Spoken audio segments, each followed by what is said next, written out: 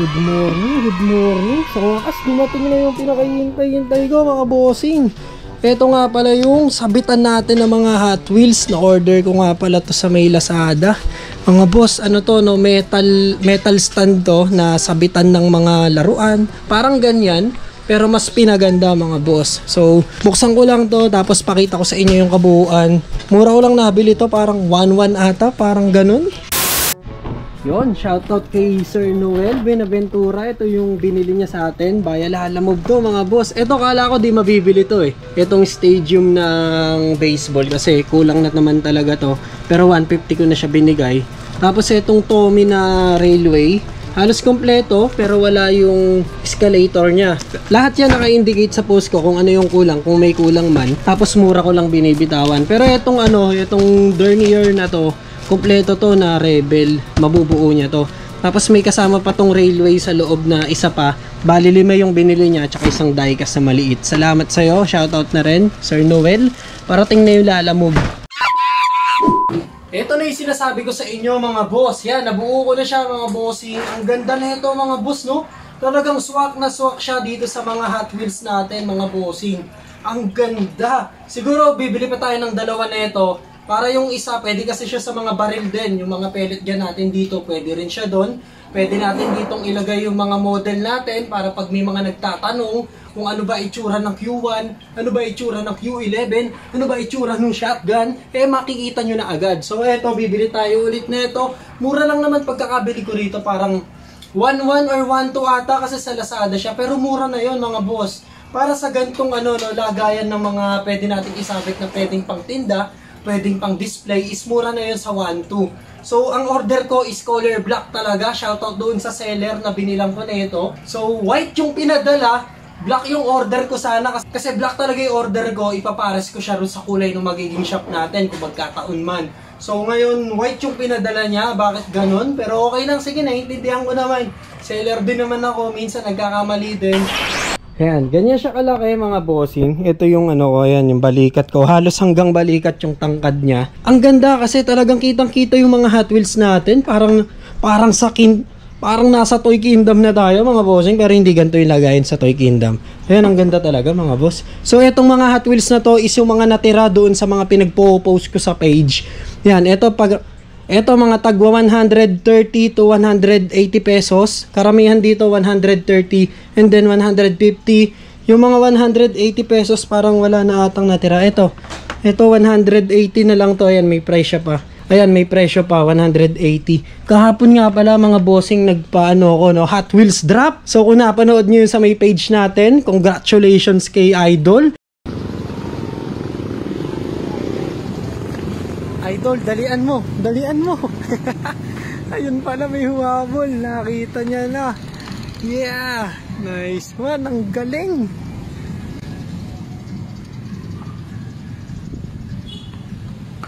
Here, saan mo nakita? Sa video tol. Saan? Facebook? Oh, hawak kamay tayo Thank you.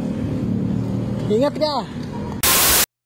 So, isang malaking shoutout nga pala sa isang buyer natin. Ito, shoutout ka ng papa mo. Yan, binili niya yung dinosaur na binubuo para sa'yo. Shoutout sa'yo, Mark Ezequiel Flores. Yan, binili ka ni papa mo ng toy. Abangan mo na lang. Shoutout sa'yo. So, ngayon mga boss is, okay pa naman yung shop natin sa Lazada. Ang hirap lang mag-manage ng dalawang shop. Yung sa may FB page natin and then dito sa may Lazada. So, may nabasa akong comment dito. Ang sabi niya is, paano raw mag-disassemble or gumawa raw ako ng video about dito sa may titan natin kung paano mag-disassemble. So, okay, sige. Update na tayo sa mga pellet gun natin dito kung may bago man or kung may ibabalik tayo kasi may mga nawalang product doon na out of stock na ngayon meron na. So, sige, tara. Update tayo. Okay, ito yung T10 mga boss. Check natin yung disassemble feature nito mga bossing. Sa totoo lang, maganda talaga tong T10 mga bossing, lalo na yung black. So, ito yung disassemble feature niyan mga bossing. Kung nakikita nyo tong button na to, yan, yung button na yan, pupush nyo lang dyan. Mararamdaman nyo yan kasi babaon yan, tapos aangat yung nandito sa may kabilang part na to. Hatakin mo lang yan, tanggalin. So, pagkahatak mo yan mga bossing, yan, Ito yung part na yan is metal yan mga bossing. Yung loading nozzle niya, yung plastic dito. Ayan, ito yung loading nozzle niya. Plastic yan. So ayan yan yung spring niya na isa. Ito may kakapalan yung spring nito dito. Kaya medyo malakas din to eh. Kasing lakas to halos nung C2A mga bossing. So ito alloy to mga boss yung barrel niya. Ganda ng kulay ng barrel. And then, yan, ito metal to mga boss. Solid metal kaya talagang mabigat. May itatama nga lang pala ako dito sa Kuro-chan na to mga bossing. Sabi ko kasi last video, etong Kuro-chan na to is parang ito yung kalaban niya doon. So nagkamali ako rito mga bossing. Buti na lang nag-comment tong si... asan ba yun? Ito si Adrian Bautista. Shoutout sa'yo. Ang sabi niya, bossing si Kuro-chan yan pag di suot yung pusa niya na costume. Pasensya na mga idol. Sa natatandaan ko kasi, bata pa ako na ito talaga nung pinalabas to. And then, may isa pa akong pagkakamali. Ito pa. Yung sabi naman to ni Jad Elbert, yan, shoutout din sa'yo idol. Ang sabi niya, hindi ba sa Channel 13 una pinalabas yung Kuro-chan at Shin-chan? Oo nga mga bossing, nagkamali ako. Sabi ko kasi RPN 9. IBC 13 tapos naging IBC 5 ba siya? So yun mga boss, sa IBC to pinalabas noon, pasensya na kayo. Etong Kuro-chan kasi mga bossing, napanood ko siya, bata pa ako talaga. And then hindi ko naman siya napanood talaga lahat. Nung araw kasi, mga bossing, minsan lang ako makapanood ng TV talaga, no? Hindi yung talagang babad na babad.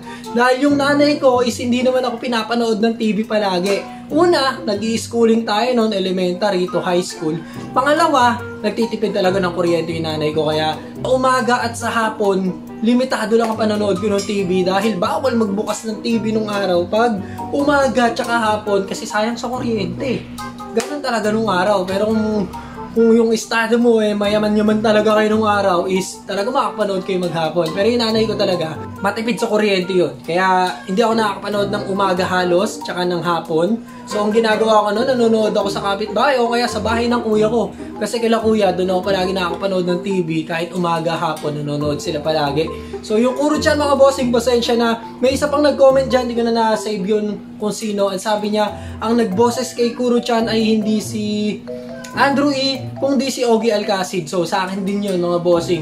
Nasa isip ko naman doon is yung si Shin-chan. Akala ko yung nagboses kay Shin-chan, si Kuro-chan din yung nagboses doon. Akin yun, Ogie Alcacid pala mga boss. Sorry, akin na rin. And then, etong si Kuro-chan is nabili na nga pala to mga bossing, no? 1-2 ko to ina-out, tinawaran niya. Sabi ko, 1,150 na lang. So, sulit ka pala dito, bossing. Si Kuro-chan pala mismo to. So, ang ganda nito mga boss. At may ipapakita pa ako sa inyo yung nakaraan na Pocket Monster. Hindi pa nabibili to mga bossing.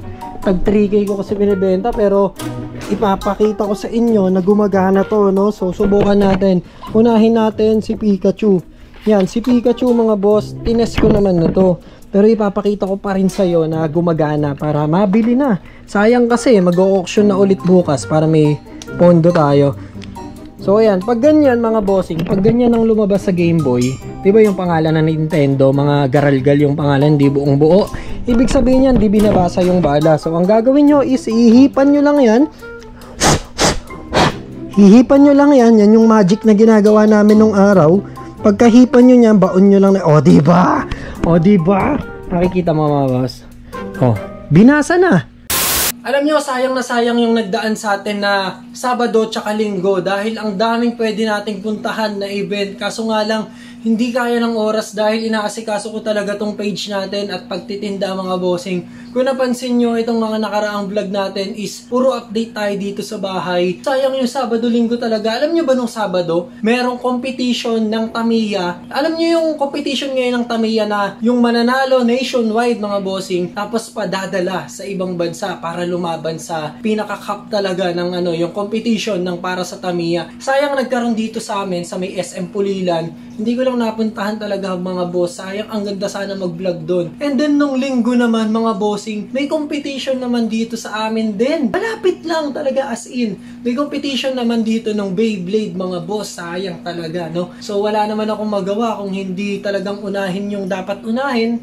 Magbenta, mag-post. At kasi nag-uumpisa pa lang tayo dito sa mga toys natin talaga. Lalo na dun sa page. Madami pang tatrabahuhin dun sa page. Kaya talagang di ako makapag-focus. Ang hirap pagsabay-sabayin. Pero etong last na babasahin ko, yan, eto shoutout kay Boss Danilo Santos. Danilo Santos, pasensya ka na. Kung malapit ka lang talaga dito, mabibigyan kita. Pero ito yung sabi niya, Kuya, sana mapansin niyo po ito. Pwede po ba bigyan niyo ako ng isang tech deck? Maybe next time mga bossing, magkaroon tayo ng pagkakataon na magkita, bibigyan talaga kita. Pero ngayon, dahil nag-request ka, bigay muna natin sa ibang bata.